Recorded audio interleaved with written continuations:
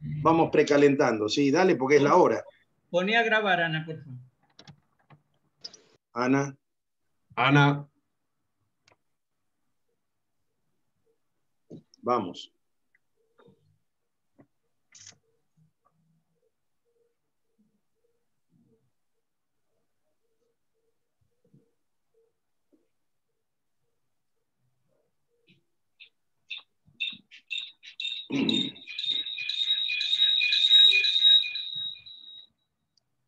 Buenas tardes a todos.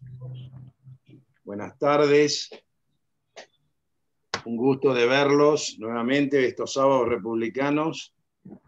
Veo que están de todos lados del planeta, como siempre el amigo Beltrán ahí desde la península ibérica, Ada Franzoni. Bueno, hay algunas que son nuevos o que son personas que por lo menos nosotros es la primera vez que tratamos con ustedes y es un gusto. Ahí vino la gente de Zárate, Ana de Matías.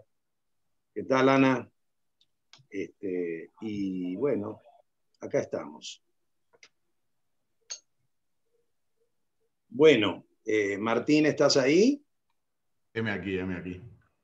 Bueno, antes que nada, lo presento a Martín Hadiz, pero quiero antes que nada, antes de pasarle el micrófono.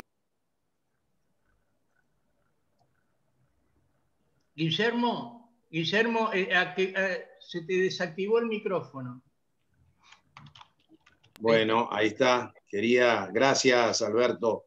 Quería, antes de pasarle la palabra a Martín, quería hacer algunos agradecimientos y comentar algunas breves cosas, que son los primeros minutos que hacemos siempre. En este caso muy especial, quiero que Profesores Republicanos agradece a la Asociación Civil Río Paraná, en las personas de Alberto Coan y Fabián Bear, porque nos han permitido hoy trabajar esta disertación en conjunto. Y también, por supuesto, a Jorge Cohen y al Grupo Cohen, que incansablemente nos apoyan todos los fines de semana, y en este caso en particular, que nos conectó con la Asociación Civil Río Paraná. Por otro lado, a las siempre colaboradoras Sofi Magluf y a Ana María Gentile, que no sé si ya están en pantalla, pero muchas gracias por los flyers que todos los fines de semana nos preparan para nosotros. Por otro lado, quiero agradecer también a Miguel Viñaski y Santiago Kovadlov por la permanente estar atentos a todo lo que pasa en nuestro foro, en nuestro grupo. Y justamente esta semana tuvimos una situación bastante penosa, por cierto, en lo que hace a la libertad de expresión, y que es lo que sucedió justamente con Luis Brandoni y Santiago Kovadlov, que les fue negada la posibilidad de presentar el libro por si me olvido, de Luis Brandoni en la Universidad de Lanús, y justamente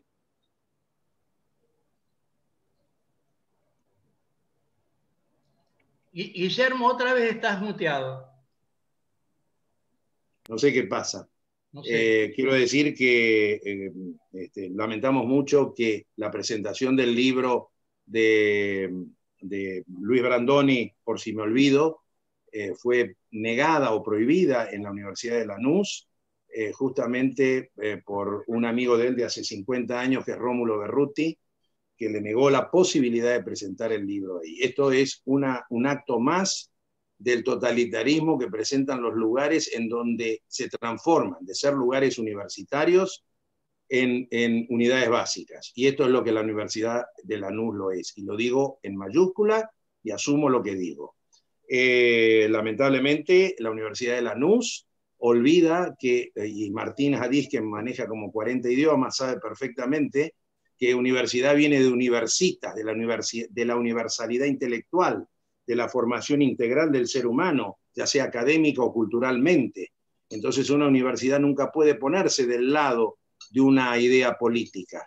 Y esto lamentablemente es lo que ha sucedido, pero afortunadamente va a ser presentado el libro en diciembre en el Centro de la Cooperación, aquí en Ciudad de Buenos Aires, su dueño, Rottenberg, le ha prestado todas las facilidades para que creo que en principio va a ser el 8 de diciembre.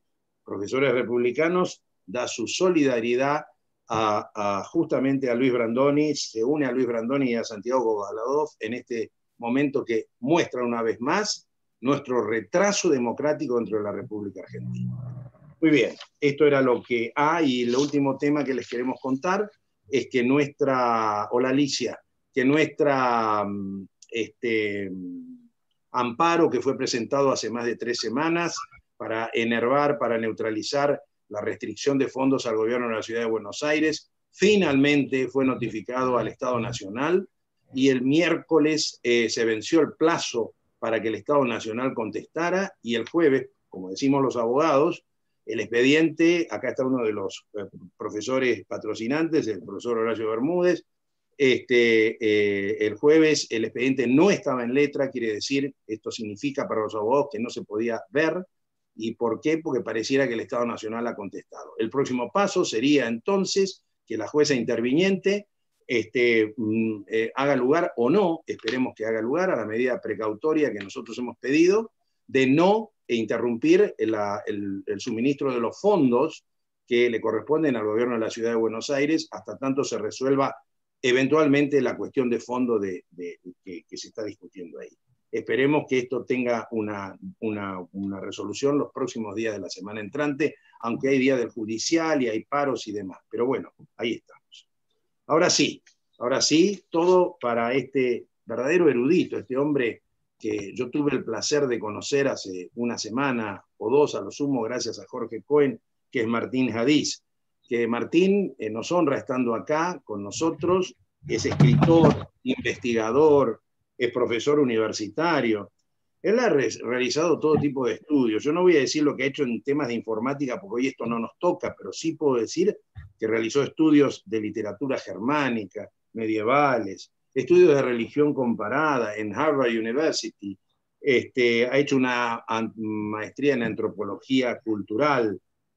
Además maneja, como les dije, no sé si 40, pero algunos idiomas maneja, como el alemán, el japonés, el chino mandarín. Lo digo porque realmente hay poca gente que tiene estas cualidades, estos dotes: el finlandés, el francés, el latín, el galés, el hebreo, el inglés, el inglés antiguo, el nórdico. No sé si habla castellano, porque no lo nombré, pero estos idiomas sí los maneja y muy bien.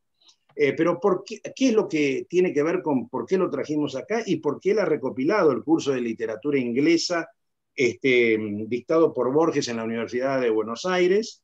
Y también ha hecho una antología de ciencia y ficción con textos inéditos de Osterheld, y es autor de Literatos excéntricos, los ancestros ingleses de Borges, Sudamericana 2006, creo que es, si no me equivoco, 7 guerreros nortumbrios también, de MC.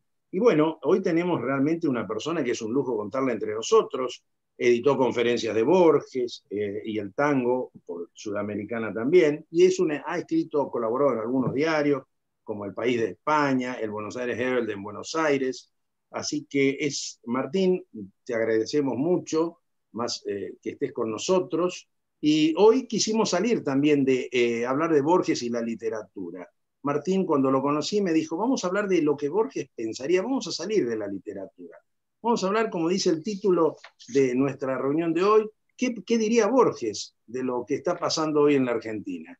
Y bueno, este es el tema de hoy, así que el sistema que vamos a utilizar, ustedes tienen ahí la forma de escribirnos las preguntas, se las vamos a ir haciendo a Martín. Martín no tiene ningún inconveniente que lo interrumpa y le diga, Martín, acá hay una pregunta orientada en esta línea o en otra, así que vamos a hacer lo más ameno posible, no dudo que esto va a suceder, el tiempo que nos dé Martín para su disertación. Gracias, Martín, en nombre de Profesores Republicanos. La tribuna es tuya. Bueno, gracias a ustedes por invitarme, antes que nada. Primero, el título de este encuentro es un poco ambicioso, ¿no? Porque la verdad, no quiero abrogarme el derecho de decir qué es lo que pensaría. para un título es demasiado largo, pero en todo caso debería ser qué es lo que me parecería a mí que Borges diría, ¿no? Con cierto fundamento, creo, porque como vos decís, investigo hace mucho lo de Borges, tengo unos cuantos libros publicados, creo que lo conozco bastante bien, y lo que voy a decir es con fundamento, pero digo, no quiero convertirme en su vocero, digamos, no cuadra, no tiene sentido y no lo puedo hacer. Así que bueno, habiendo hecho esa salvedad, podemos empezar. Yo estaba pensando en dividir en esto en algunos ejes temáticos, ¿no? Primero voy a hacer un breve repaso de la visión política de Borges con algunas críticas. Voy a destruir algunos mitos, que es algo que me divierte bastante hacer. Nos vamos a reír un poco también, porque Borges tenía un sentido del humor y voy a recordar ciertas bromas de él a las cosas que se decían, porque es brillante y son comentarios muy ilustrativos también, ¿no? Los chistes de Borges obviamente no son bromas cualquiera y siempre lo dejan pensando a uno. Así que bueno, primero, la visión política que se tiene de Borges es muy tosca. O sea, la verdad es que esto se suele decir mucho, ¿no? Digamos, a Borges lo conoce todo el mundo, pero poca gente lo ha leído y menos lo han leído en profundidad. Y la verdad que la política es una consecuencia de su visión ética y filosófica. O sea, Borges no es un escritor político ni un, ¿cómo decirlo? No es un intelectual orgánico. O sea, yo creo que él ve la política de la Argentina con cierta distancia, vivía en su mundo de literatura, estaba ciego, con lo cual esto no es un factor menor, ¿no? O sea, ya es muy difícil saber lo que pasa viendo, para buscar cierta imparcialidad, buscando varias fuentes y digamos, leyendo a distintas personas que uno sabe que tienen distintos puntos de vista, o por lo menos yo trato de hacer eso, ¿no? Para ver qué está pasando, uno puede leer una fuente. Pero bueno, imagínense lo que es ser completamente ciego, ¿no? Borges quedó, para efectos de la lectura, quedó ciego en 1955, así que las últimas 3 décadas de su vida no veía, y todo lo que se enteraba era por lo que le contaban los demás. Nunca aprendió braille, así que a partir de 1955 todo lo que le llega es a partir de terceros. Con esto quiero empezar a decir que la visión política de Borges ha sido muy mal interpretada acá, porque como digo, es como la punta del iceberg, debajo de todos esos comentarios que se han tomado individualmente y después se ha hecho un exégesis que después se popularizó. Entonces todo el mundo dice, bueno, a mí no me gusta la posición ideológica de Borges. La verdad es que no tienen la menor idea de cuál es la posición ideológica de Borges. Además, dudo que exista algo así. O en todo caso valdría la pena ponerlo en cuestión y analizarlo. No es una premisa que Borges tuviera una posición ideológica. ¿Por qué estoy diciendo esto? Primero, la primera noticia que tenemos, la primera irrupción de la política en la obra de Borges, es un elogio a la revolución comunista en Rusia. Él escribe unos textos, que después no los publica, pero junta unos textos que él llama los Salmos Rojos, y están hechos en honor a la Revolución de 1917. No es lo que la gente suele imaginar cuando uno piensa sobre qué va a escribir Borges en esa época, ¿no? Recordemos que tenía 18 años, 17 años cuando hizo esto. Y además, bueno, no quedaba claro lo que iba a venir después de esa revolución, ¿no? Digamos, ahora ese hito o ese evento adquiere otro valor en retrospectiva. No sabíamos que iba a salir de ahí. No estaba claro. Después escribe un poema siguiendo con esto, o sea, no fue un lapsus, digamos, sino que en 1920 escribe también un poema elogioso sobre la revolución que se llama Rusia se llama el poema. Creo que lo publicó en la revista Grecia, ahora no me acuerdo. Puede ser que sí, puede ser que no. Pero bueno, esa es su primera adhesión. Por eso digo, digamos, Borges está a veces más cerca, a veces más lejos de la política. Vayan a saber qué vio, vayan a saber porque nunca se publicaron esos textos, Borges los destruyó. Pero digamos, vayan a saber qué vio en la Revolución Rusa de todo lo que él pensaba, digamos, qué esperanzas tenía o qué lo hacía pensar. Eso también es importante, como digamos, el contacto de Borges con estas ideas políticas va y viene, oscila, cada tanto se conecta, después se desconecta, no piensa mucho en eso. Y tampoco es un experto, no es un politólogo. Entonces, lo que él comenta es un exégesis de lo que él está entendiendo, de lo que él está percibiendo. Digamos, obviamente es una intuición profundamente aguda, pero claramente no es un analista político. Entonces, a veces le falla la brújula, sencillamente. Como a todos nosotros, ¿no? Digo, esto es un hábito de ahora, ¿no? Empezar a ver las cosas que pasaron hace 2 siglos. La otra vez empecé a discutir, no me acuerdo qué red social, porque una escritora criticaba al mundo de uno de mis escritores favoritos, de Tolkien, y decía, bueno, El Señor de los Anillos, todos los héroes son hombres, cosa que es mentira, además, porque tienen unas mujeres poderosísimas, El Señor de los Anillos. De hecho, creo que el personaje más poderoso, que es Galadriel, es una mujer. Es mucho más poderosa que todos los demás, salvo el mal absoluto, ¿no? Salvo Sauron. Pero más allá de eso, estaba esta crítica que decía, no, pero es terrible, tiene un mundo feudal y una mirada del siglo XIX. Bueno, Tolkien nació en 1893 y está usando texto del siglo X. O sea, ¿qué se puede esperar, no? Hay como toda una manía de reinterpretar las cosas con los puntos de vista, las perspectivas y a veces los conocimientos que tenemos ahora de la historia, ¿no? Es decir, bueno, tal persona elogió tal evento. Bueno, 80 años más tarde no sabe que salió de tal evento. No lo digo solo por los Salmos Rojos, lo digo por otras cosas que dijo o hizo Borges. No se puede juzgar a la gente por una declaración individual que hizo sin saber. A lo sumo uno puede decir que fue imprudente, pero no más que eso. Pasó una frase ya muy común: los errores son siempre obvios en retrospectiva. Entonces, después Borges se vuelve curiosamente irigoyenista. Y de hecho, esto es poco conocido, le prologa un libro que es La Patria de los Libres, Arturo Jauretche. Y hace una crítica muy elogiosa. Ahí Jauretche elogia la Revolución Radical del 33. Borges la compara con los golpes de Estado, dice que, bueno, que por lo menos los que hacen patriadas se juegan la vida y no saben si van a vivir o morir. En cambio, el golpe de Estado es siempre certero, y que como que no tiene gracia, que no tiene esa valentía. Igual son detalles estos, son perlas que yo voy tirando, pero perlas para mí, digamos, porque me llama mucho la atención. Después de los años 30, en que Borges primero es irigoyenista y está en contacto con todo ese grupo de radicales, pero después arma el grupo Forja y él ya no quiere tener nada que ver, ya es demasiado político para él y ya no le interesa, está en otra completamente. Y bueno, después en la década del 40, obviamente ya viene el enfrentamiento de él con el peronismo, y ahí también se han descifrado cosas. Yo me aburro de leer textos en los que dice que Borges odiaba al pueblo, que Borges odiaba a la gente humilde, que Borges era un oligarca y demás estupideces. Digo estupideces porque no es materia, no es un tema del que yo opine o esté a favor o en contra. No era nada de todo eso. O sea, no lo avalan ni los hechos, ni las cosas que él decía, ni su origen, ni nada, ¿no? O sea, para empezar, del lado Borges él desciende de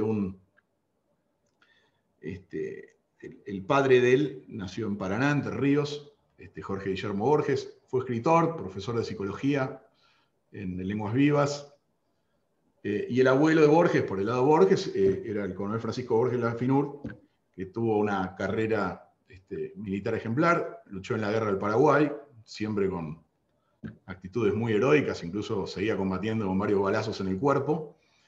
Es una idea romántica, ¿no? Como Borges lo presenta y cómo lo presentan sus contemporáneos, esto por haberlo investigado. Y además era una persona extraordinariamente culta, coronel Borges. Hablaba francés, le encantaba el ajedrez, nunca se metía en chusmeríos, no peleaba en duelos, que para la época lo subrayan los contemporáneos de él. Ahora que alguien no se agarra a duelo con alguien no es gran cosa, no es asombroso, pero en esa época parece que era algo de elogiar. Entonces, y coronel Borges se casa con una mujer inglesa, pero una mujer inglesa muy excéntrica también. Era gente de clase media, muy culta, que se habían unido al metodismo y habían hecho escuelas. Y de hecho, yo hice una investigación en ese libro, Literatos Excéntricos, los ancestros ingleses de Borges. Me pregunté quién era Borges, porque estoy más orgulloso de haberme hecho la pregunta, de haber descubierto que no tenía respuesta, que después de la investigación que hice, que me llevó muchos años, y también estoy naturalmente muy contento. Pero la verdad es que no sabíamos quién era Borges, de dónde había salido su vocación literaria y su pensamiento. Y también su pensamiento político, que viene al caso. Bueno, lo que descubrí es que desciende de toda una serie de escritores intelectuales, y Borges es el sexto, séptimo escritor de su estirpe. Y heredó todo eso de este lado paterno, de esta abuela inglesa, que cuando muere el abuelo de Borges, duplica su influencia en la familia. El padre de Borges, si bien es mitad criollo, mitad inglés, se cría en un hogar en la Argentina, pero en un hogar completamente inglés, porque esta abuela inglesa de Borges nunca habló castellano. Además tenía una gran biblioteca, descendía de intelectuales, y pasó ese mandato intelectual primero al hijo de esta inglesa, que era el padre de Borges, y luego a Borges. Y digo que esto tuvo una influencia porque Borges se parecía mucho a estos antepasados ingleses, y de ellos, yo creo que lo mejor que define a Borges en posición política es que era como un intelectual inglés del siglo XIX. Le parecía que había que hacer una reforma de cuajo de la sociedad, le parecía que había que reformarlo absolutamente todo, pero la intelectualidad inglesa del siglo XIX, viendo lo que había pasado en Francia después de una revolución en los hechos, que había realmente destrozado instituciones, bueno, obviamente, pues vino el Terror Blanco, fue una cosa espantosa lo que pasó después de la Revolución Francesa. Entonces los ingleses, con su prudencia, no querían saber de nada, y fueron muy escépticos de las revoluciones que pasaban inmediatamente a los hechos. Y la intelectualidad inglesa del siglo XIX, estoy generalizando mucho, pero bueno, no es errado decir que buscaba una reforma de toda la sociedad, pero a través de la educación y la ética. Muchos de ellos se reunieron en una sociedad que ustedes la habrán oído nombrar, la Sociedad Fabiana. Pocos saben de dónde viene el nombre de Fabiana, no el nombre en sí, sino el nombre de esta sociedad, y viene por un general romano, Fabius Maximus Cunctator. Cunctator significa el demorador, con M. Era un general que nunca enfrentaba a sus adversarios en batalla. Lo único que hacían era que las tropas del enemigo lo persigan, y se cansan. Aparecía de la nada y los hacía que gasten tiempo y energía inútilmente. Después aparecía de otro lado, así todo el tiempo hasta desgastarlas. Y bueno, yo creo que le pusieron Sociedad Fabiana por este general romano, que lo único que hacía era cansar a las tropas enemigas hasta hartarlas. Y se tomaba todo el tiempo del mundo. Entonces la idea de la Sociedad Fabiana era no producir un enfrentamiento, no ir al choque de ninguna manera las armas, nunca desarmar una institución completamente, sino que, digamos, producir cambios sociales, éticos, a través del conocimiento, la ilustración, el estudio, la difusión de las ideas, para que la sociedad sola cambiara y después las instituciones tuvieran que cambiar detrás. Borges lo lleva más allá. Borges se llama a sí mismo discípulo de Herbert Spencer, y se declara un anarquista, en el sentido de que no cree en las instituciones, pero Spencer, bueno, su obra más conocida es El hombre contra el Estado, pero una vez más, Borges no quería digamos, causarlo a través de hechos brutales, sino, como digo, él iba más allá que los fabianos. Él no es que quería solo que la sociedad se reforme lentamente, sino que él decía que esperaba que algún día los gobiernos cayeran en desuso. Él no quería una anarquía causada por la destrucción de las instituciones, sino que las instituciones ya no tuvieran sentido, porque cada persona sabría obrar éticamente, y para él la utopía es esa, que cada persona, que no se necesiten ni los premios ni los castigos, que no haya nadie que nos diga qué tenemos que hacer, sino que interiormente cada uno obre de manera ética, y entonces no haga falta todo el aparato del Estado que, digamos, genera un orden, pero precisamente porque la gente no obra siempre en pos de su propio interés, ni, digamos,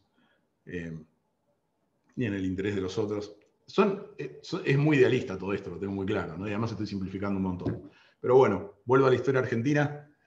Por todo esto, Borges se enfrenta con Perón. La familia de Borges era humilde, él vivía en un departamento de 3 ambientes totalmente humilde en la calle Maipú, al punto que Vargas Llosa lo visita, creo que fue en la década de los 70, Vargas Llosa lo visita va a la casa, al pobre Vargas Llosa. La casa está, además Borges estaba ciego, así que tenía las paredes despintadas, estaba muy venida abajo la casa, que ya de por sí era un departamento sencillo, ¿no? Vivía en un edificio cualquiera. La familia de él no era oligarca en el sentido que se entiende ahora, había sido una familia que había tenido campos en el sur, no en el sur, en la provincia de Buenos Aires, y Rosas se los había quitado todos, con lo cual era gente muy humilde, gente que había luchado contra Rosas, de los antepasados de Borges, se tuvieron que exiliar en Uruguay y vendían pan en la plaza porque no tenían dinero y no querían pactar con Rosas, entonces se fueron a Uruguay. Así que, digamos, todas esas acusaciones son completamente infundadas. A Borges le molestaba del peronismo otras cosas, que era la demagogia, le molestaba los modos, si se quiere, ¿no? O sea, son muy poco sobrios para un escritor como Borges. Bueno, y desde ya, bueno, todo lo que fue perseguir a la gente, hacer que digamos, que forzarla a pensar de una manera.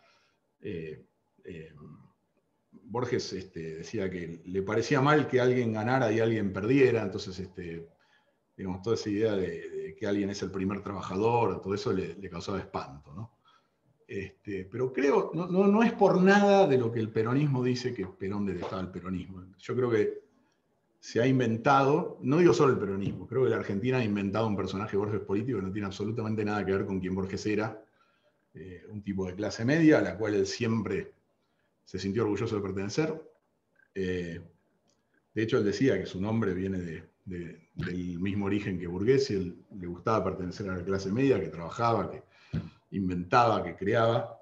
Y de hecho le molestaba mucho la llamada aristocracia, ¿no? Él decía que le molestaba el lujo, decía que era una vulgaridad. Tenía esta posición típicamente inglesa del siglo XIX. Con respecto a los militares, y con esto voy a cerrar con lo histórico y voy a ir al eje de la charla, que es qué pensaría hoy, ha sido muy condenado de nuevo por imágenes, ¿no? Este hecho, dicen, bueno, almorzó con Videla, ¿no? Como si uno pudiera condensar la posición de Borges frente a los militares en un evento, ¿no? Pero bueno, lo visual, lo icónico vende, ¿no? Pero Borges empezó elogiando a los militares porque, bueno, decía que el país era un caos, como mucha gente, ¿no? O sea, esos años, yo era chiquito, pero me acuerdo, mediados de los 70, y la verdad es que era terrible. No se los tengo que decir a ustedes, que lo deben saber mejor que yo. Y bueno, pero lo que decía Borges era completamente ingenuo, como dije, una lectura de la historia naif, pero mucha gente la tenía, no era solo Borges. Decía, no, bueno, estos militares son unos caballeros. Y si uno se fija, es lo que él decía de su abuelo. Él básicamente pensaba que los militares, que Videla iba a ser Lucio B. Mansilla, una cosa así. Un tipo con perspectiva, abierto, culto, sensato, moderado, o sea, nada de lo que fue, digamos.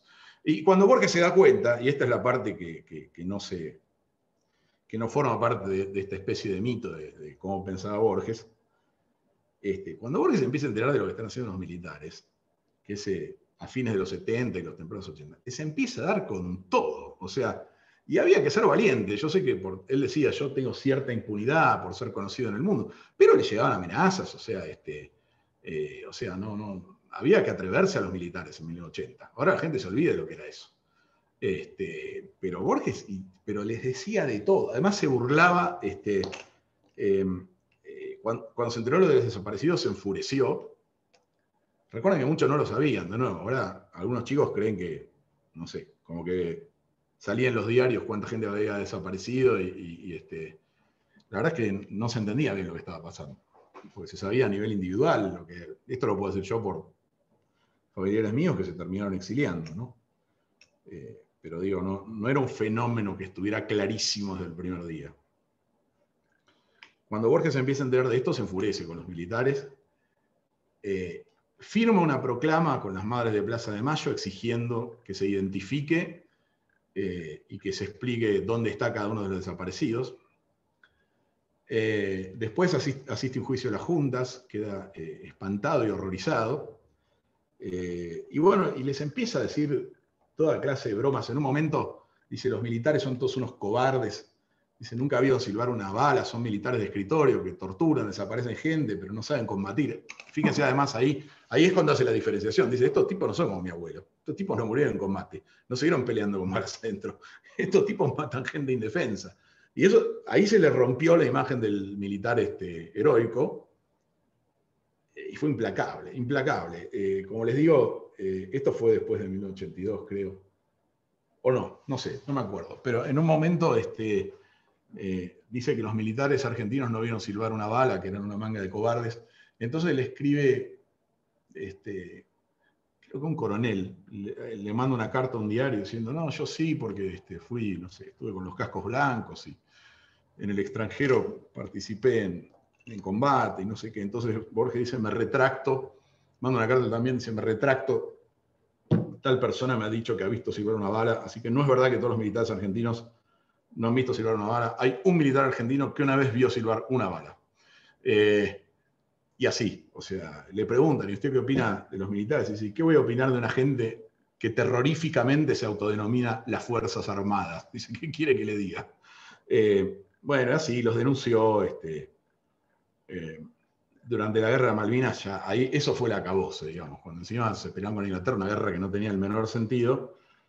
Y él lamentaba las muertes de los dos lados, ¿no? O sea, por supuesto no le hizo gracia que ataquen a Inglaterra, pero eso no quiere decir que dejara de sentir su argentinidad. Y esta es otra acusación bastante tonta, por una manera de entender la Argentina de una manera muy rudimentaria, hace que se lo acuse a Borges de no argentino. Y con esto hay una refutación que es buenísima, que es una broma de Borges.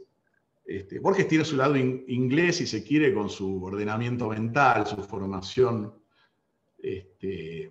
erudita, si se quiere, libresca. Pero digamos, es el mismo tipo que le encanta Don Segundo Sombra, le gusta Casubi, vuelve una y otra vez al Martín Fierro, la cantidad de textos que tiene sobre el Martín Fierro es enorme, y lo más lindo y lo más argentino que tiene Borges son las milongas. Hay un libro que recopila las milongas de Borges, son una belleza. Él dice que yo corrijo mucho mis textos, y es cierto, en los manuscritos de él se ve siempre que pone un adjetivo y lo pule, y lo pule, y lo pule, no uno, todo, digamos, ¿no? Vuelve al texto hasta que está contento. Cuando está así hace que se los lean para ver cómo se escuchan. Él decía que siempre la literatura primero fue oral, así que para ver si un texto estaba bien o no, había que oírlo leído, ¿no? Oralmente, ¿no? No podía quedar la palabra escrita. Y dice, hay una sola serie de textos que yo no corregí una letra. Son las milongas. Las milongas que yo escribí. Dice, porque no las escribí yo. Las escribieron mis ancestros criollos que andan por mi sangre, o mis muertos criollos que andan en mi sangre. Y bueno, él del lado de la madre, que yo todavía no hablé de su lado materno, desciende, es una familia tradicional argentina, se remonta a Juan de Garay. Por eso digo, o sea, pero es una familia económicamente venida menos, ¿no? Y además, la argentinidad, que él decía que era algo misterioso, porque si uno le pregunta a alguien qué es ser argentino, es muy difícil contestar. Y creo que esa es una de nuestras penurias hoy en día, ¿no? Que seguimos entendiendo mal qué es ser argentino. No, yo no creo tener la respuesta, pero me parece que las que se dan no son correctas. Pero bueno. Y ahora vamos a ver dichos de Borges sobre esto. Perdón, Martín, que te haga una breve interrupción, si me permitís. Estoy por terminar mi recorrido, así que adelante. Sí, es verdad lo que decís de Borges respecto de los militares. Y fíjate que recientemente se descubrió un manuscrito de él sobre Silvano Acosta, que es aquel soldado que desertando, el abuelo lo fusila, lo manda a matar de 4 tiradores. Y justamente él, con esa postura que tenía de no quedarse siempre de un lado, en el final de ese relato que hace él, dice, yo nací 30 años después, un vago sentimiento de culpa me atrae a ese muerto. Sé que le debo una reparación, que no le llegará. Dicto esta inútil página el 19 de diciembre de 1985. O sea que esta postura de Borges de no quedarse pegado ni quedar incondicionalmente de un lado, es lo que vos acabas de contar. Sí. Es así. Bueno, voy a redondear el chiste que estaba por decir, porque era el remate de todo lo que estaba diciendo. Vienen y le preguntan, lo que decía es eso, que del lado de la madre tenía una raíz profundamente criolla, se sentía profundamente argentino, de ahí todos los poemas sobre Buenos Aires, o sea, la conexión de Borges con Buenos Aires es enorme, gigantesca, le amaba la ciudad, daba paseos todo el tiempo, amaba las calles bajas. Él decía que San Telmo es el núcleo secreto de Buenos Aires, es como había sido Buenos Aires antes, sin edificios, con casas bajas, puertas cancel, patios. Y bueno, tenía una conexión fuertísima. Entonces cuenta que un periodista le pregunta, Borges, ¿es verdad que usted todo lo que... bueno, le empieza a decir si él se siente más inglés, y habla de su cosmopolitismo y su apertura mental, ¿no? Y entonces un periodista le dice, ¿pero es verdad que usted piensa todo en inglés? Porque usted es más inglés usted es más inglés que argentino. Entonces piensa todo en inglés y después lo traduce al castellano. Y Borges lo va a refutar y piensa un minuto y dice, no, sí, es cierto, usted me ha descubierto. Dice, por ejemplo, estos versos, y le recita una de sus milongas, que es la milonga de Jacinto Chiclana. Le dice, siempre el coraje es mejor, la esperanza nunca es vana. Vaya pues esta milonga para don Jacinto Chiclana. Dice, se nota que esos versos han sido escritos en inglés, se notan incluso las vacilaciones del traductor, que vendría a ser el mismo, ¿no? Así que bueno, y eso nos lleva a qué pensaría de hoy. La verdad que creo que no estaría demasiado feliz con lo que vería de la Argentina, ¿no? A mí me parece que tal vez sentiría que no hemos, que no, igual nada, es una interpretación mía, digamos, humildemente. Pero creo que lo asociaría con esto de no entender quiénes somos los argentinos. Creo que le molestaría mucho un montón de cosas que han seguido pasando. Esta idea de que es muy extraño, ¿no? Yo esto lo digo después de haber vivido en varios países. A nosotros nos aprecian por cosas tan distintas de las que nosotros nos imaginamos. Por la amistad, por el uso del tiempo para los amigos, por el hecho de tener amigos de toda la vida. En otros países la gente se mueve tanto de ciudad en ciudad que no los tiene. Así que yo creo que la amistad, y eso Borges lo decía, es la gran pasión argentina. Después, o hablando del tiempo, qué sé yo he vivido en lugares donde uno le dicen venía a tomar el té de 5 a 6:42 y a las 6:42 se paran y te echan. Y no más educación, es como es. Así que ese uso del tiempo, la amistad generosa, el tiempo generoso de la amistad, ni siquiera me gusta decir tolerancia, porque tolerancia tiene la misma raíz de dolor y es una idea de soportar, pero digamos, el placer que tenemos los argentinos en la diversidad. Ya, digamos, es un país increíblemente rico y diverso, y nadie se enoja con nadie. Hemos logrado,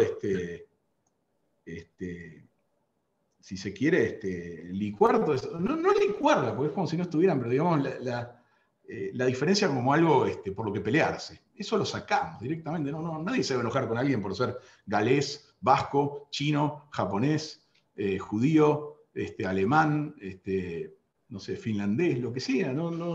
Eso no ocurre. Y hay pocos países en los que estén todas las comunidades diversas, hasta el punto de que ni siquiera sea una cuestión, ¿no? Porque de repente en otros países hay un montón de comunidades, pero está el barrio tal, el barrio tal, el barrio chino, el barrio armenio, y no sé hasta qué punto se hablan tanto, digamos. Acá realmente logramos, en eso le podemos dar clase al planeta, ¿no? Un montón de virtudes que Borges elogiaba y que yo creo que acá no terminamos de entender. Todavía nos creemos vivos, todavía se ve a la bravuconada y a la corrupción como una cosa extraordinaria. Y esto va más allá de un partido o del otro. Siempre hay, digamos, como una exaltación del que gana. Yo creo que, bueno, sí, después se transforma en política, ¿no? Pero hay un montón de fenómenos que ya son culturales, son argentinos. Borges decía que si el Facundo hubiera sido nuestro libro nacional, en vez del libro de un desertor, Martín Fierro, que no cree en las instituciones, que no le importa nada, que vive como jugado, dice que nuestro destino habría sido distinto. Y la lectura que podemos hacer de eso es, digamos, no es que el libro nos habría cambiado, sino que nosotros habríamos pensado de otro modo y habríamos adoptado ese libro, ¿no? Creo que ahí está la advertencia. Por eso digo, no terminamos de entender. En cuanto a la democracia, Borges empezó descreyendo de ella precisamente porque generó excesos, puntualmente el peronismo que él detestaba, pero no por lo bueno del peronismo. Que digamos, bueno, yo también tengo una visión particular de la historia. Yo lo que hago para no emocionarme ni tomar partido ni de un lado ni del otro, en cualquier situación de la Argentina, pienso como si todo hubiera pasado hace 3.000 años. Entonces, uno no toma partido por Hammurabi. Sí, punto. Y lo mismo me pasa con esto, ¿no? O sea, yo creo que, digamos, yo no soy representante ni nada, pero puedo entender perfectamente las críticas de Borges. O sea, yo creo que nos hemos equivocado mucho y el peronismo sí ha identificado como virtudes cosas que no nos convienen. O sea, la crítica de Borges, de nuevo, yo creo que tiene, de nuevo, no es por la gente de origen humilde, porque él para nada le molestaba a la gente de origen humilde. Nunca fue un tipo clasista, en lo más mínimo. No le importaba el dinero, pero en lo más mínimo. Como digo, el lujo le parecía una vulgaridad. No tenía ni idea de cuánta plata tenía, nunca supo, nunca le importó. Si uno quería ir a ver a Borges, llamaba y le decía, Borges, ¿lo puedo ir a ver? Iba. Borges no le preguntaba ni de dónde era, ni quién era, ni qué quería. Nada, decía, sí, venga, conversemos. Esto lo sabe cualquiera que haya vivido en esa época. Para los que no estuvimos tantos años, que no compartimos tantos años con Borges, es una pena, porque ¿quién no querría llamarlo ahora e ir a la casa? Pero era todo lo que era necesario, era llamarlo e ir. Eso no es una persona clasista, digamos. Después, así que nada, se ha inventado todo este mito. Yo creo que a él lo que le molestaba era esto, un nacionalismo que no está bien entendido, porque es como un nacionalismo inseguro, ¿no? Si uno está seguro de sus virtudes, ¿no? Esta cosa de no enfatizar la diversidad. Acá lo he remedado un poco a Borges, pero había una persona que hablaba de esto del purismo del lenguaje, decía, hay que defender al castellano, de las intromisiones externas. Y yo contesté, sí, por favor, a esta mezcla de árabe, griego, latín, hebreo, celtíbero, otras lenguas proindoeuropeas y latín, hay que mandarlo puro. Lo cual es absurdo, digo, ¿no? O sea, bueno, ni que hablar del lenguaje inclusivo. Yo creo que Borges eso lo pondría,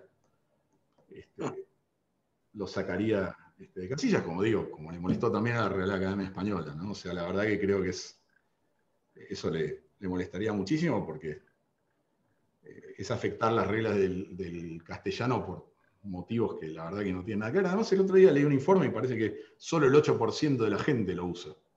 O lo usan a ver, tengo que chequear de nuevo, pero muy poca gente usa el lenguaje inclusivo. Y menos lo usan todo el tiempo. Es imposible, digamos, ¿no? O sea, una cosa es decir todes y amigues, y lo otro es, no sé, escribir un libro, dar... Yo si tuviera que dar esta conferencia en inclusivo no podría. Puedo hablar japonés, pero no podría dar una conferencia en inclusivo. No, es impráctico, o sea, yo no sé, si hay alguien que lo hable de corrido debe ser un prodigio, pero la verdad que no tiene mucho sentido. Además, en general estas cosas no andan, ¿no? Yo siempre digo, y esto con algún conocimiento de lingüística, tratar de forzar al idioma institucionalmente es como tratar de convertir al Amazonas en un jardín prolijo. ¿Cuánto puede durar eso? O sea, los ríos, las personas y los idiomas evolucionan según su propia dinámica, no van a evolucionar como nosotros queremos.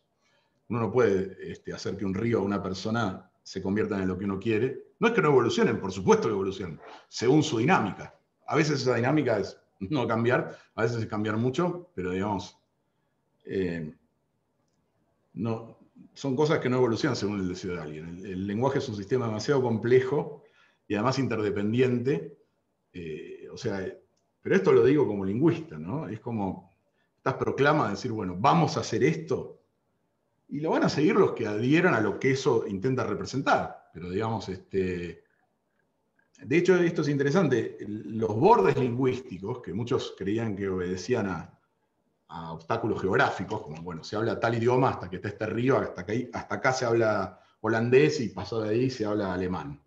Y no, tiene que ver con la identidad de la persona, con qué se siente una persona. Con lo cual, digamos, es algo muy íntimo el lenguaje, y creo que o sea, tratar de cambiarlo arbitrariamente es una empresa imposible. Y creo, Borges siempre decía eso, ¿no? Que que el lenguaje en sí mismo es una tradición. Y no se puede alterar. Digamos, porque no va a llegar, le va a llegar a un grupo de gente que lo va a querer instalar, digo, pero no pasa por ahí. Borges decía cosas así, que yo, de nuevo, estoy interpretando con cierto conocimiento, pero no es más que mi interpretación. Es muy ambicioso el título, ¿no? Que yo diga qué diría Borges hoy. Creo que podría aproximarme a qué pensaría, pero no. No, como dije, no puedo ser un vocero. No sé si me quieres hacer preguntas, creo que me extendí. No, está muy bien. Sí, hay un par de preguntas. No te quería interrumpir porque estaba bastante concentrado oyéndote. Hay un par de preguntas. El profesor Bermúdez dice, cuando te referís al culto argentino de la amistad, en algún momento de la charla, no te digo ya ahora, si podrías contarnos algo sobre la amistad de Borges y Bioy. Y cuál es el interés de Borges por la figura del laberinto. Es una metáfora, continúa diciendo Bermúdez, ¿no? Esas son dos ideas que acá llegaron como preguntas, ¿no? Pero seguí tu derrotero en tu línea, tenés esas ideas que acá un oyente... Lo que pasa es que la verdad que es tan fascinante Borges, es complejo. Yo creo que, digamos, tal vez uno de los ejes de lo que quiero dejar es esto, ¿no? Que uno no se puede meter hablando de laberintos en digamos, lo que es casi una cosmología de Borges y empezar a decir, bueno, es como ver un paisaje muy complejo y tratar de entenderlo a través de una sola foto, ¿no? Como que, no sé, uno ve una sola foto de Japón y diga, bueno, Japón es esto. Un bosque con faroles, por ejemplo. Ya está, eso es Japón. No, bueno, eso es una foto. Es mucho más complejo lo que es Japón. Y por eso digo, esta foto con Videla, es muy gracioso, porque la foto con Videla está con Saba para el lado. O sea que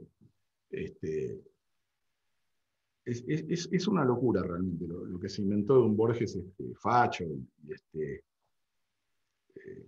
y reaccionario. Digamos, y bueno, y volviendo a esto, digamos, a Borges le encantaba lo popular. Si a él le encantaban las milongas. Es más, decía que los tangos le dejaron de gustar ya para la época de Gardel y un poco antes cuando se institucionalizaron. Cuando se empezaron a volver algo que se institucionalizó.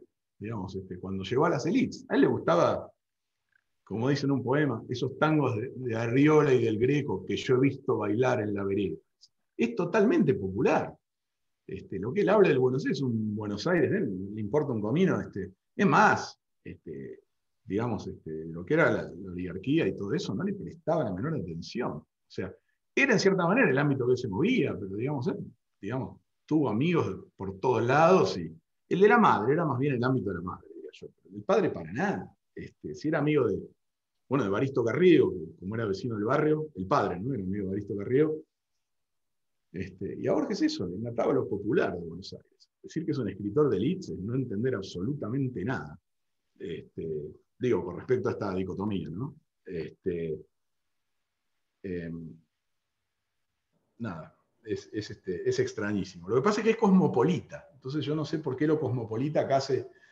De nuevo, es un nacionalismo mal entendido, ¿no? Porque yo creo que la Argentina brilla, pero lo digo muy en serio, yo creo que digamos, es un país para estar sumamente orgulloso.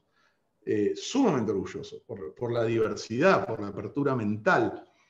Borges tiene un texto que se llama El escritor argentino y la tradición. Y él dice que podemos ser mejores que los europeos porque descendemos de Europa, pero digamos, estamos fuera de Europa. Él decía que hay que tomar como ejemplo, da dos ejemplos. Los irlandeses, que dice que son los mejores escritores ingleses, porque son ingleses, pero no del todo, tienen otra cultura más. Bueno, y el otro ejemplo de él es los judíos. Él dice que digamos que al ser una diáspora y digamos, pertenecer y no pertenecer a una cultura, eso le da una visión enorme. Y es verdad, y los argentinos tenemos eso, porque tenemos algo común muy fuerte, y después cada uno viene de otro lado, eso es una riqueza gigantesca. O sea, ¿no? A mí siempre me molesta mucho, y digamos, no sé qué diría Borges, pero por sus ideas, no voy a decir el dicho, digamos, pero las ideas de las que yo deduzco esto, a mí me molesta muchísimo la expresión cuando tiremos todos para el mismo lado. Es el facio eso, ¿no? el as, el que da nombre al fascismo. ¿Por qué hay que tirar todos del mismo lado? O sea, ¿por qué no podemos querernos mientras cada uno hace algo diferente y digamos, dentro de las reglas, que creo que ese es nuestro problema central, cada uno hace lo que quiere, ¿no? Creo que viene de ahí esta confusión. Hay otro texto muy interesante que recomiendo que lean, es Nuestro pobre individualismo, y ahí dice que los argentinos somos transgresores natos. Lo dice con, digamos, iba a hablar largamente sobre ese ensayo, pero no habría tiempo. Pero es muy recomendable, y ahí dice que, bueno, que se considera una viveza transgredir. Y claro, si todo el mundo transgrede, por supuesto que la única manera de ponerse de acuerdo es que todos tiren para el mismo lado. Pero es una pobreza absoluta, intelectual, digo. Nos empobrece, digamos. Y eso, digamos, eso es cierto lo que dice Borges, es un llamado a lo institucional, ¿no? La institución entendida como un estándar, no es que sea sagrada. Digamos, yo siempre pienso, de repente, y esto es una intromisión mía, los estándar ISO y esas cosas, y el tamaño estándar de los tornillos, no hay nada de sagrado en el tamaño que se elige, es solo para que todos los puedan usar y sepan a qué atenerse, ¿no? Y también pienso, y esto es una visión mía, que cuando no se respeta lo ya pactado hay que negociarlo todos los días en la calle. Entonces es un plomo, o sea, perdés un montón de tiempo. Porque, o sea, salís a la calle, están pintados los carriles de los autos y nadie los respeta. Entonces, ¿qué haces? Y van zigzagueando todos entre sí. Se negocia otra vez el espacio. Pero si ya estaba delineado, ¿para qué querés abrir una negociación de nuevo? Entonces, o sea, claramente, si no se respetan las reglas que se pongan de acuerdo, yo no estoy diciendo cuáles reglas, pero digamos, si vos no fijás un estándar, es como que cada tornillo que te venga en la ferretería sea de distinto tamaño, te volvés loco. Y pasa eso, la verdad que en la Argentina pasa eso, es una continua renegociación de todo, el sentido de las palabras, de qué es una constitución. Yo hablaba hace un par de años con una persona y yo le decía, ¿no te parece importante que haya división de poderes, que haya un poder judicial? No sé, hay que saber mucho para eso. Me decía, hay que saber mucho. Caramba, hemos fallado, ¿no? Y ahí hay otro de los pilares que yo creo que están en la obra de Borges, que es la educación. Otra vez la idea de lo popular, es curioso, ¿no? Cómo se ha armado este mito, es lo contrario. Borges siempre decía que los concursos literarios, las academias, todo eso es una tristeza, ¿no? Decía, ustedes vayan y lean lo que les guste. O sea, no, decía una frase genial, decía, no lean, si quieren sentir a Shakespeare, lean a Shakespeare. Dice, Shakespeare nunca leyó nada sobre Shakespeare. Buenísima la frase. Pero es verdad. Y está esta idea muy revolucionaria, protestante si se quiere, que Borges era heredero de esas ideas, es decir, anda al texto vos. Y no hay nada más popular que eso, ¿no? A Borges le molestaban las academias, le molestaban la rigidez, ¿no? Con lo cual, de nuevo, voy a condicionar un poco lo que digo. O sea, él quería un mínimo de Estado, ¿no? Era partidario de un mínimo de Estado. Decía que si no, a cada uno hay que decirle hasta lo mínimo, ¿no? Y eso también empobrece la conducta. Así que creo que le importaba buscar equilibrios y balances, ¿no? De nuevo, nunca fue nunca, él no es que armó una ideología o escribió un libro sobre política, digamos. Él tiene observaciones acerca de cómo funciona o no funciona la sociedad, digamos, y cosas que le molestan y que no le molestan. Y claro, puede comparar porque ha viajado muchísimo, ¿no? Pero ha viajado por su talento. Y además, bueno, creo que no se puede dejar de admirar, ¿no? Lo profundamente porteño y, como digo, popular que era Borges. O sea, acusarlo de elitismo no entender absolutamente nada de quién era el personaje. Martín, Sí. hay un par de preguntas o reflexiones. Una de Susana Cohen Arasi, que dice, aunque Borges se proclamaba agnóstico, dice, de algún modo he percibido en su poesía el sentido sagrado que tenía la vida para él, como también ser un hombre de una integridad increíble. Yo creo que eso no le quita agnosticidad, ¿no? Pero bueno, esa es la pregunta. Y alguien, Juan Carlos Echar, cuenta una anécdota que es muy parecida, Juan Carlos, a algo que me pasó a mí también con él, en un viejo bar de Belgrano, frente ahí en Loreto y Cabildo, donde Borges iba, un bar pero viejísimo que se llamaba Yemeca, y él se sentaba ahí, era un bar que no entraría una persona común, tal vez lo dudaría en entrar, y iba todas las noches, y todas las noches no, pero lo he visto 2 o 3 veces ahí en Yemeca, que ya desapareció, ¿no? Eso es más o menos lo que cuenta Echar de un amigo que lo siguió por Florida, ¿no? Pero lo primero, lo de Cohen Arasi, ¿qué te parece? ¿Qué opinás de esto? Dime la pregunta, por favor, porque me distraje. Sí, dice, aunque Borges se proclamaba agnóstico, de algún modo he percibido en su poesía el sentido sagrado que tenía la vida para él, como también ser un hombre de una gran integridad increíble, ajustada a la ley, a las normas y por ello un hombre libre. ¿Cuál es su mirada respecto de esta reflexión? Uf, tengo que contestar la anterior, la que era sobre el laberinto, si es una metáfora. Primero, pero están las dos relacionadas. El laberinto es una metáfora porque él es agnóstico. Entonces,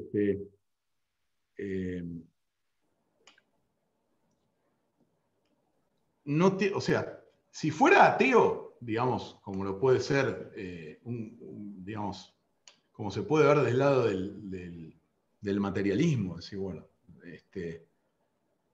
y no le importara un comino la religión, no le habría importado tanto. Pero el problema es que tenía hondas inquietudes espirituales y venía de 2 ramas muy creyentes de su familia. Sus antepasados ingleses, que eran fervorosos metodistas, protestantes, y después calvinistas, y después el lado criollo, que era muy, muy católico. La madre de Borges era muy católica. Entonces Borges no cree, porque es escéptico, porque el padre de Borges se interpone entre todas estas 2 vertientes y es profundamente anarquista spenceriano, es de quien hereda toda esta visión agnóstica y escéptica. Pero bueno, Borges queda con una necesidad de estructura, o sea, él lo dice, el ejemplo paradigmático es, pero está todo el tiempo a lo largo de la obra de Borges, el libro de arena, en el que él intercambia una Biblia por un libro infinito, y el libro lo termina abrumando, ¿no? Se lo tiene que sacar de encima. Al final, dice, pensé en prenderle fuego, pero pensé que la combustión de un libro infinito, temí que la combustión de un libro infinito fuera pareja y mente infinita y sofocara de humo al planeta. Entonces lo pierde en una biblioteca, ¿no? Pierde el infinito en un ámbito infinito también y se lo saca de encima. Pero digamos, hay una frase ahí en el libro de arena que dice, si el espacio es infinito, estamos en cualquier punto del espacio. Si el tiempo es infinito, estamos en cualquier punto del tiempo. Y bueno, la religión, entre otras cosas, te da eso, te da coordenadas, no solo en el tiempo y el espacio, que también, porque uno dice, estamos en el 2020 después de Cristo, ¿no? O sea, te parcela el tiempo.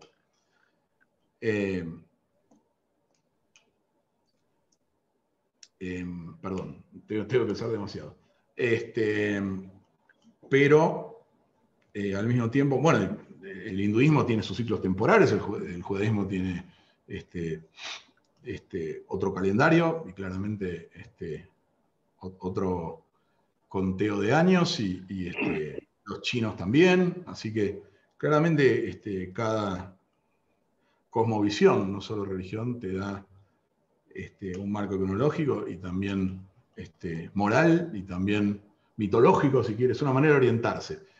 Perdido eso, nos queda el laberinto, que es el hecho de estar permanentemente desorientados, no saber a dónde vamos, ni dónde venimos, ni qué hacemos aquí. Y entonces a Borges le inquieta eso, o sea, ¿cuál es el orden del universo? ¿Qué sentido tiene todo si no hay un Dios? Ok, no hay un Dios, está bien. Supongamos que lo que dicen para él, digamos, las 2 Biblias, la protestante y la católica, dejémoslo en cristiano si se quiere, pongamos que eso no se toma. ¿Y entonces qué? Y bueno, paradójicamente eso es uno de los motores de su creación, una angustia existencial, no existencialista, existencial, de querer entender qué es el cosmos, qué es el universo. Él dice, es muy raro todo. Dice, yo vivo en un perpetuo estado de asombro. Eso es el laberinto para él. Un perpetuo estado de asombro, no entender. Dicen, si es raro que tengamos manos, que tengamos uñas, que tengamos ojos. Lo más básico de la humanidad resulta extraño.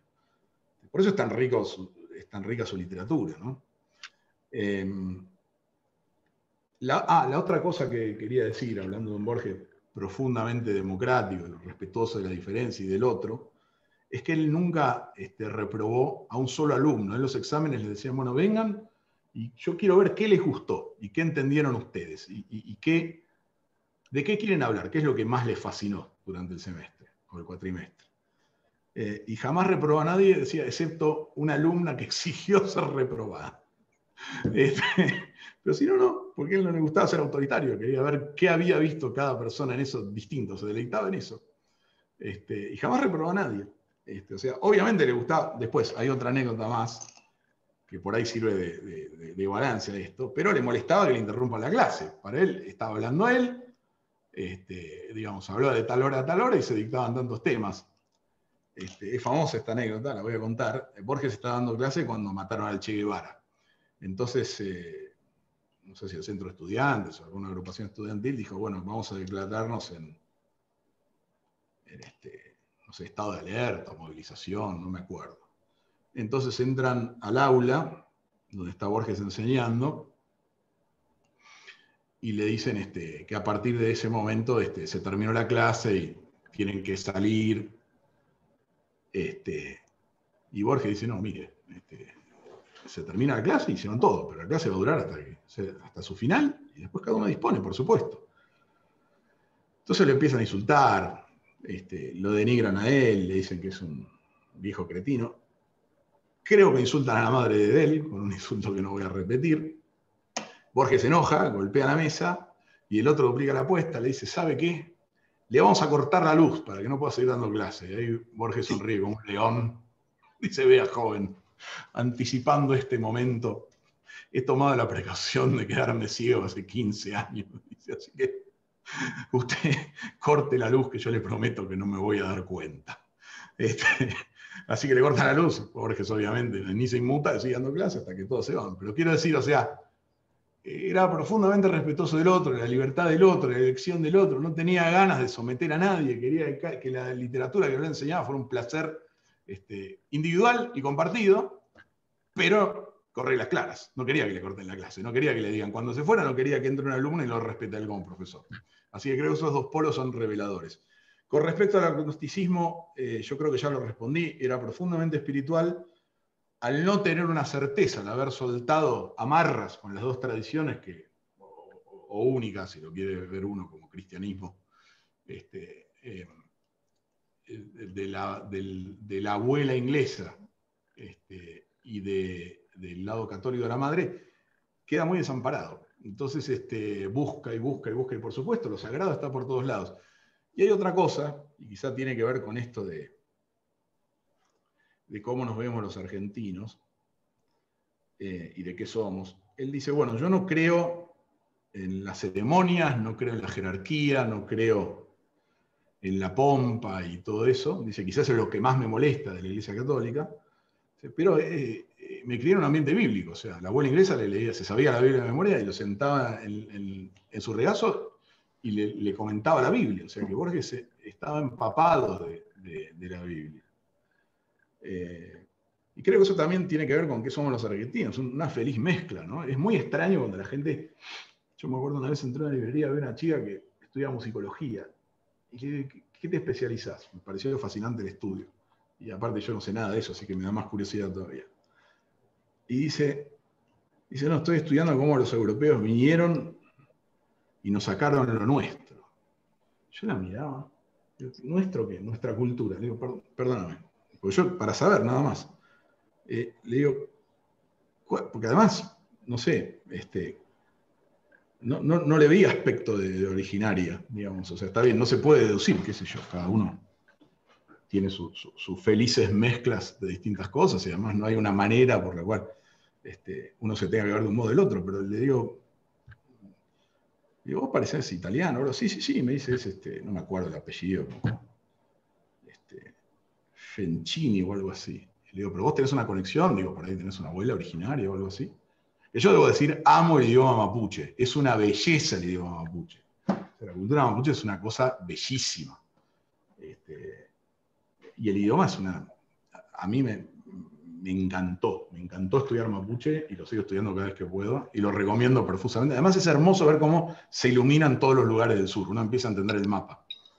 Y la verdad que es una suerte que tengamos el idioma mapuche, porque es una felicidad, es una cultura las culturas originarias son extraordinarias para lo que uno puede aprender, porque además está la idea de que por originario se Abajo hace... ese loco. ¿Qué dijo? No, no sé quién habló. Dijo abajo No. ese loco, pero no sé qué quiso decir. Sí. Bueno, ¿qué estaba diciendo? No, de las culturas originarias, del mapuche, estabas nombrando. Digo que mucha gente cree que las lenguas y las formas de pensar de esas culturas son más simples porque quizás su tecnología es más simple. Pero la tecnología es una expresión más de una cultura y no tiene por qué ser, digamos, nosotros en esta época particular del mundo y en esta situación valoramos mucho la tecnología. No fue siempre así. Leonardo tenía que persuadir a sus príncipes clientes de que les podía servir lo que él hacía, porque no estaba asociado inmediatamente, no le era fácil, digamos. Esta asociación entre tecnología, poder comercial, poder militar, eso no existía. No necesariamente, no era algo claro. Entonces, bueno, es complicado eso. Tendría que citar a Kuhn y digamos, los partidos y todo eso. Me estoy metiendo en un laberinto al haber hecho esa afirmación. Martín, acá te llega un saludo de Irlanda, de una persona llamada Marty, que te manda un saludo y que dice, sé que Borges admiraba la figura de Joyce. Bueno, hay alguna que otra pregunta más. Dice Alejandro Garcés, dice, ¿cómo podrías describir en pocas palabras lo complejo de Borges? Bueno, creo que ya lo has explicado esto. Te escucho. No, y después Sí. Se pregunta sobre la biblioteca de Babel. Y me dicen acá, Bermúdez, de vuelta, dice, Borges va a morir en Ginebra, ¿es como un volver al inicio de su vida? Volver al inicio de su vida. Bueno, sí, él estuvo entre 1914 y 1900, ahora no me acuerdo exactamente el año, 1920 me parece, o 1900, no sé, porque después se van a Europa de nuevo, tendría que tenerlo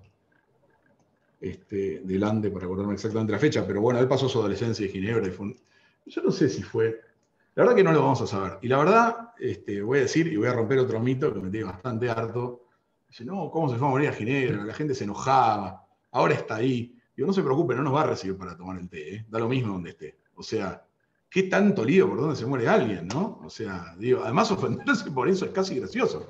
Digo, no es que uno elige morirse precisamente.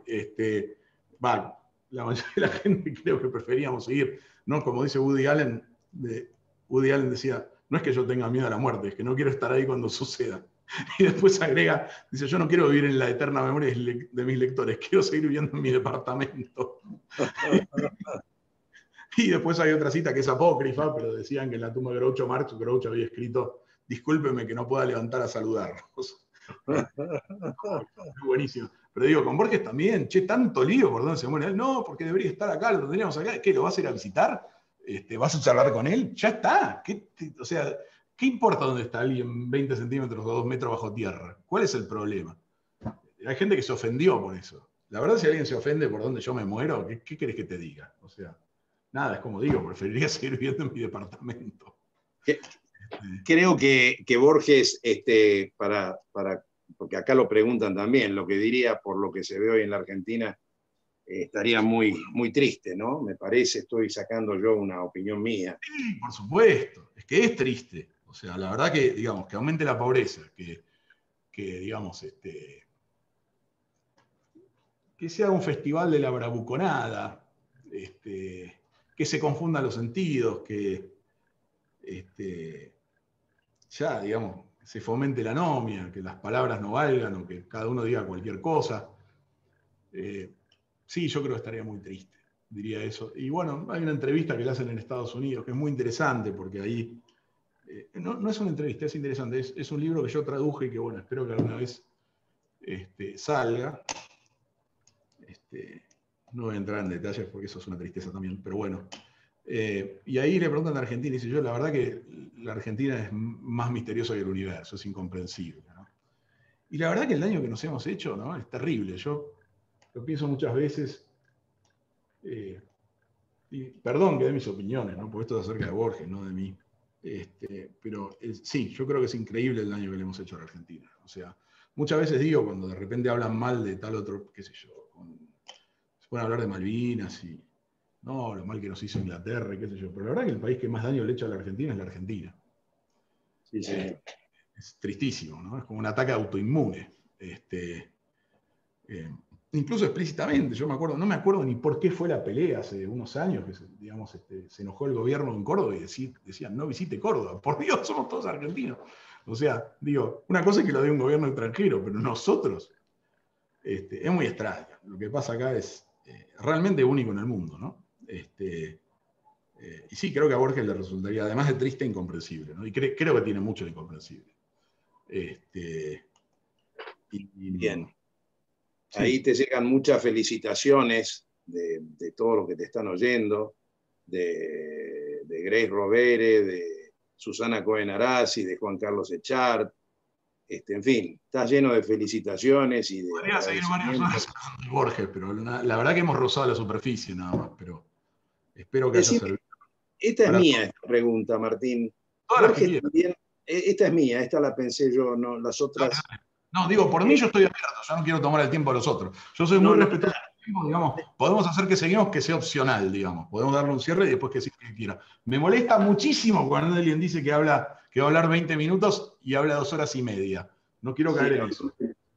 No, pero todo después tiene. No me voy, o sea. Ok, muchísimas gracias. Y esto tiene que tener un principio y un fin, como bien. Bueno, como ustedes quieran, no quiero decir con esto que me voy. Yo quiero en algún momento liberar a todos los que quieran irse y que se vayan sabiendo que, digamos, que hay que todo lo que vine a decir lo vine a decir. Después para preguntas me puedo quedar, no hay ningún problema. Se habla mucho de que Borges también hacía referencia a su sangre lejana hebrea. ¿Hay algo de eso? Sí, bueno, eso me lo salteé también, ¿no? También esta cuestión de atacar al diferente, ¿no? De decir, bueno, esta es la forma de ser argentinos y tenemos justamente, yo creo que nuestra enorme riqueza es la variedad, que es poco frecuente tantas culturas juntas en un país de esta zona del mundo, ¿no? O sea, y de un montón, ¿no? O sea, hay un coeficiente de diversidad que se mide en los distintos países según la cantidad de idiomas que se hablan y Argentina tiene un promedio alto para ser donde está. O sea, yo sinceramente, cuando viajo, lo extraño eso. Cuando uno va a otro país latinoamericano, lo habrán sentido, uno se sienten como prima lo español, y después, no sé, a mí me faltan sabores, digamos, es como, son sabores más simples en otro lado. Ahora hay una riqueza enorme en la diversidad tenemos. Volviendo a la pregunta, sí, a él le encantaba pensar que tenía orígenes judíos. Es muy probable que la rama Borges sea judía porque venía de Portugal y venía además de un pueblo que se llama Torres de Moncorvo, que está en Trás-os-Montes, y ese pueblo tenía una enorme población judía. O sea, era un pueblo que estaba habitado por judíos y, bueno, también algunas familias que fueron conversos, ¿no? Pero definitivamente, y él sentía mucha afinidad también por el ambiente bíblico en que se creó, por la libertad de pensamiento, por la erudición, por el hecho de no adherir, como no hacía Borges, ciegamente a nada, ¿no? El hecho del cuestionamiento continuo y no idolatrar, no aceptar caudillos, digamos, ¿no? Yo creo que eso es algo, yo siempre lo digo medio en broma y medio en serio, pero una característica muy linda es esto de, bueno, donde hay 2 judíos hay 3 opiniones, diametralmente opuestas. Y creo que a Borges eso le encanta justamente, entender que las cosas son más complejas y no son lineales, ¿no? Así Bien. que... Dice sí, Cohen Arasi, Susana nos dice acá, coincido con Teresa de la Cárcova, es muy sensitiva su descripción de Borges, íntima, nos da la cabal dimensión humana de él, aquella que es la del hombre que sostiene su bella obra literaria. Bueno, gracias Susana, en nombre de Martín. Y bueno, no sé si tienen más preguntas, yo creo que esto ha sido terriblemente interesante. Quería agregar algo más, que Borges se opuso muy valientemente al nazismo y al fascismo, digamos, hubo grupos nazis que lo acusaban de ser judío y él sacó un artículo titulado Yo judío y decía, me encantaría, digamos, resumiéndolo, ¿no? Como diciendo, bueno, todavía no encontré por cuál de mis ancestros, el nombre de la madre también, Acevedo, era un apellido judío portugués, así que es muy probable que tuviera antepasados judíos, diría casi seguro, pero nunca tuvo la certeza, no se sabe por cuál rama, pero sentí una enorme afinidad. Y además, bueno, defendió a Israel, digamos, cuando los países árabes lo atacaron, cuando Israel era un país chiquito, insignificante, sigue siendo chiquito, no tan insignificante ahora, pero quiero decir, era un país que estaba naciendo, no tenía ninguna chance de sobrevivir, y Borges estaba muy fascinado con eso. Y con el hecho que estuviera escribiendo la historia delante de los protagonistas, ¿no? Yo escribí un artículo por ahí de la relación entre Borges y Ben-Gurión. Siempre pienso en la extraña idea de Ben-Gurión que, digamos, ayuda a crear una nación y después se retira, no quiere saber de nada de la política. Pero sí, hay una afinidad muy, muy fuerte y muy feliz también. Bueno, si no hay más preguntas, o le damos a Martín la posibilidad de un cierre. Martín, si te parece, lo que tú quieras decir, algo más. O Alberto Coan, si tenés alguna palabra que decir en nombre. Voy a decir algo, voy a cerrar con unas palabras de Borges, a ver si las encuentro. Pues yo había hecho un PowerPoint acá y después lo largué. Borges se declara, digamos, escéptico respecto a la democracia, pero porque terminó muchas veces en desgracia en la Argentina, ¿no? Pero en el 83, como digo, como detestaba a los militares y los había denunciado una y otra vez, estaba muy feliz con lo que venía, ¿no? Decía, yo escribí alguna vez que la democracia es un abuso de la estadística. Yo he recordado muchas veces aquel dictamen de Carlyle, que la definió como el caos provisto de urnas electorales. El 30 de octubre de 1983, la democracia argentina me ha refutado espléndidamente, espléndida y asombrosamente. Mi utopía sigue siendo un país o todo el planeta sin Estado o con un mínimo de Estado, pero entiendo, no sin tristeza, que esa utopía es prematura y que todavía nos faltan algunos siglos. Cuando cada hombre sea justo, podemos prescindir de la justicia, de los códigos y de los gobiernos. Por ahora son necesarios. Dice, es casi una blasfemia pensar que lo que nos dio aquella fecha, que son las elecciones de 1983, el retorno de la democracia, es meramente la victoria de un partido y la derrota de otro. Nos enfrentaba a un caos que aquel día tomó la decisión de ser un cosmos. Lo que fue una agonía puede ser una resurrección, el hecho de que haya elecciones, ¿no? La clara luz de la vigilia nos encandila un poco. Nadie ignora las formas que asumió esa pesadilla. El horror público de las bombas, el horror clandestino de los secuestros, de las torturas y de las muertes, la ruina ética y económica, la corrupción, el hábito de la deshonra, las bravatas, la más misteriosa, ya que no la más larga, de las guerras que registra la historia. Sé harto bien que este catálogo es incompleto. Tantos años de iniquidad o de complacencia nos han manchado a todos. Tenemos que desandar un largo camino. Nuestra esperanza no debe ser impaciente. Son muchos e intrincados los problemas que un gobierno puede ser incapaz de resolver. Nos enfrentan arduas empresas y duros tiempos. Asistiremos increíblemente a un extraño espectáculo. El de un gobierno que condesciende al diálogo, que puede confesar que se ha equivocado, que prefiere la razón a la interjección, los argumentos a la mera amenaza. Habrá una oposición, renacerá en la república su olvidada disciplina, la lógica. No estaremos a merced de una bruma de generales. La esperanza, que era casi imposible hace 30 días, es ahora nuestro venturoso deber. Es un acto de fe que puede justificarnos. Si cada uno de nosotros obra éticamente, contribuiremos a la salvación de la patria. Este es un texto que Borges escribió el último domingo se titula así, el último domingo de 1983. Lo escribió el 22 de diciembre de 1983. Creo que un poco encierra todo esto que acabo de decir, ¿no? Y él, bueno, cuando ganó Alfonsín y volvió a la democracia, digamos, por el solo hecho de haber recuperado la democracia, él decía, nuestro deber es la verosímil esperanza. Y creo que si nos puede quedar una frase es esa, ¿no? Y creo que seguimos en esa esperanza, ¿no? Ahí me dicen que hago la misma pregunta de Susana Cohen Arasi. ¿Cuál es la pregunta? No, la de Cohen te la he leído ya. No sé si ha escrito algo más Susana acá. Sí, ¿dónde se puede ubicar ese texto que leíste, Martín? Del 22 de octubre, Susana, de 1983. Sí, ese. Buscás en internet, lo encontrás. O sea, con ese título. Buscás el último domingo de octubre, o buscás 22 de diciembre de 1983, Borges, y lo vas a encontrar. No es muy difícil. Está en varios lugares. Está lleno de texto de Borges en internet. Yo no sé si no debe estar así esparcida a la hora completa. No sé, en distintos lugares, no en un solo lugar, pero entre todo lo que hay. Bueno, sinceramente, creo que no solamente profesores republicanos, sino Río Paraná, Asociación Civil, estamos realmente agradecidos, Martín, por tu presencia. Yo me divertí, ¿no?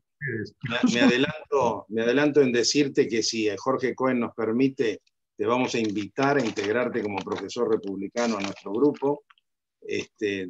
Podés decir que no, porque esa es la libertad de un liberal republicano, podés negarte y vas a ser una gran persona igual.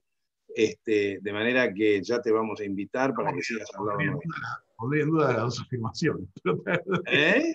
¿Qué? Pondré en duda las dos afirmaciones.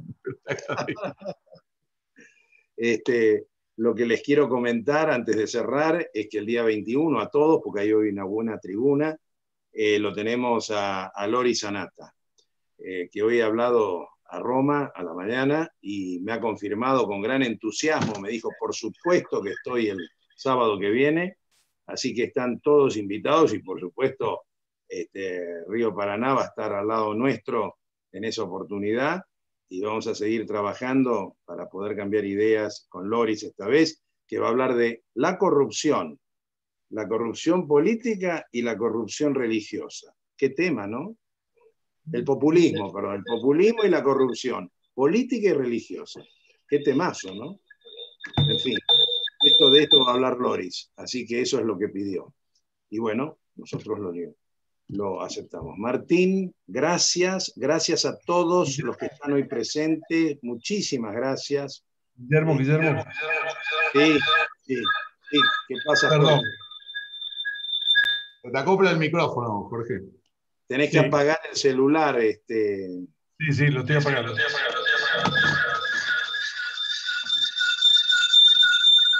Pareces un selenita. No para nosotros que Martín se incorpore, sino yo creo que Martín podría ser un excelente representante de Borges en nuestro grupo. Así que si Borges estuviera vivo, sería miembro de Profesores Republicanos. Sí, lo dijiste hoy. A nadie. ¿Vos sabías, Martín, para cerrar una vez más, ya hemos cerrado 3, 4 veces, pero seguimos cerrando. ¿Vos sabías que Borges iba a Yemeca, ahí a Loreto y Cabildo, esas noches oscuras? Un barsucho. Yo era del barrio, así que me hiciste acordar. Un barsucho de mala muerte, pero él estaba ahí acodado contra una pared y tomaba un café con un amigo que nunca supe quién era. Capaz que era uno de esos tantos amigos como el que contó Echar, ¿no? Que se encontró por Florida, ¿no? Así el que, bueno, conversación, esa es otra cosa argentina, donde está muy orgulloso. Muy orgulloso. Está lleno de cosas argentinas, más está orgulloso. Lleno. Bueno. Gracias a todos, que tengan buen sábado, buen fin de semana. Gracias, Grace, como siempre, ayudándonos. Gracias, Alicia Vicente, con tus esfuerzos de siempre. Gracias, Alberto. Nos encontramos todos el sábado que viene recibiendo a Loris. Un gran abrazo. Chao, gracias.